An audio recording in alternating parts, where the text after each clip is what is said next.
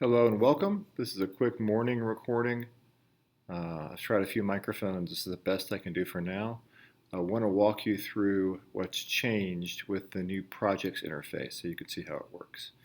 So you're going to want to go to your main front page, and notice here you can change your pinned repositories. You may want to pin the 285 repository for this class. I'm going to go to projects. And what's different now is rather than projects being tied to one repo, you create a project, and then when you create an issue in a project, it's tied to a repo. Now, having said that, we're going to do everything in one repository, in the 285 repository for this class. I've gone to projects. You'll probably have none here. We're going to hit new project.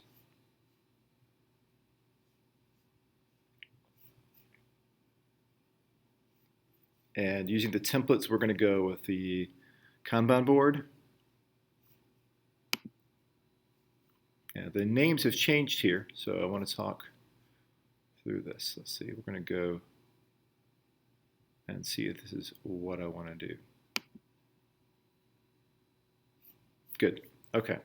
So the old names were to do, doing, testing, and done.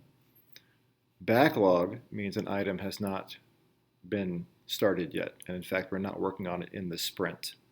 So if you think about Dataman, we're going to have 3 features, and we're only going to work on one of them in this first sprint.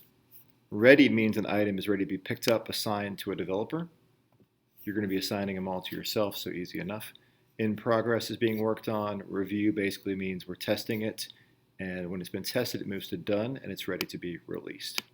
Now remember, for this first assignment, you're just trying to have a board which is accurate. So if you're 10% done with your project, then your board should show you're 10% done. Here's the process to add items. We're going to add an item. I'm going to say here, answer checker. I like to give them a short name, and we'll add the user story in the description. I'll show you how to do that. I'm going to add memory bank because that's the other one. And then I'm going to have feature 3. Because, as I've mentioned, we're not sure what this is yet. It could be number guesser. It could be any other number of things you choose. But everybody's got to have answer checker and memory bank. So now that I have this, they're drafts. These aren't really issues yet. So you can grab the text to move it around. And you can click on, grab the box, and you can click on the text here. So I'm going to convert a draft to an issue. This is going to mean I'm actually doing this, so I want to assign it to my current repository. Yours is just called 285, but I have one for every semester I teach the class. And I'm going to edit the description, and I'll use a short version as a student.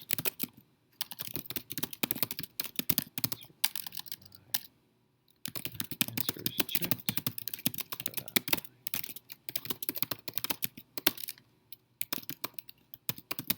And however you've written your story is fine here. Okay. So I might give more information here, but I'm going to save this for now. So I've done this. I can now put comments here. Anybody can put comments. Now that you have an issue, it has an issue number assigned. I'm going to assign it to myself, and I'm going to pick a label here. Now, we'll use the labels they already have, so we'll use enhancement.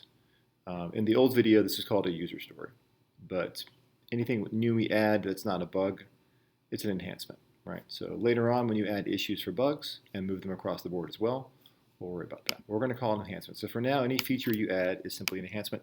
Check this, then click away. That interface is not super obvious, and now it's been added. So we could do things like set the start date, end date, what milestone we're working on. We're not going to do this yet, but there's a lot of other items here. So now if I were to close this, I can see on my board it is assigned an issue number. I'm going to move it to ready. And then if I'm working on it, which you will be, you will move it to in progress. Same thing with these. So you would convert them from drafts to issues and then put information in, assign them, etc. So as you start working on a team, you may decide that you're going to assign parts of this to different people. And one of the things I haven't got to yet, you could, for example, say, well, look, Bob's going to work on answer checker, the math part, and Susan's going to work on the UI. In that case, you should make new issues and say, this is part of issue number 1, answer checker. And they are not user stories. So you can have items on the board that are not user stories, but they are related to a user story, right? So an example would be, I need to make a database to log in. Well, there's no user story that says I need a database. The user story would be something like, as a user, I want to log in so I can save my work. This is what we have so far. So you should have at least one item in progress. And you can move some of these into ready if you want, but I would say for this first draft, let's just leave these in backlog. So we're not even going to try to attempt them during the sprint. If you get it done, then maybe we reach ahead and move an item over into ready and maybe somebody picks it up. So in a full development environment, you have maybe one item per developer, maybe 2 in ready, and then each developer grabs one of them, they move them across. It may take different amounts of time. Once they've got them reviewed, tested, and done, they might pick up a new feature and move it across. The last thing I need to do, of course, is edit the name here. So let's call this Dataman Fall.